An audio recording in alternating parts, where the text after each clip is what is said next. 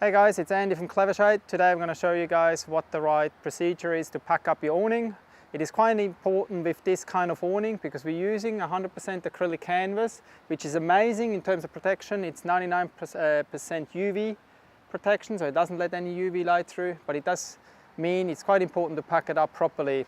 If it's not packed up properly, it can hang down a little bit too low, it can rub on the brackets of the light, or it can rub within the awning, or can rub on the eyelets, and that can wear holes through, especially when you drive on longer distances. So this is the right procedure. If you ensure to do that, then you will have a long-lasting awning. So all we've done, we just brought the awning back, we just unhooked it and brought it back here.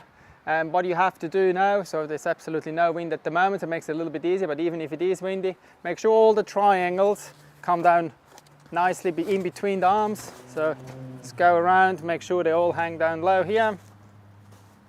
Like that, push it in at the top, and then basically what you do is you start rolling out here. So grab this corner here and start rolling until another panel starts to show up.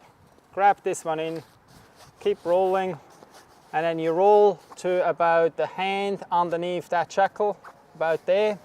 A nice little pack, and then you just basically what you do, you just grab it here and sit it on the top of the awning. And then put one strap around here. You do the exact same at the front. And what you can see now, there's nothing hanging underneath here. The light is clear, it's not sitting on the light, it's not sitting on there. And the bag will actually now close really easily, so you don't struggle to close the bag.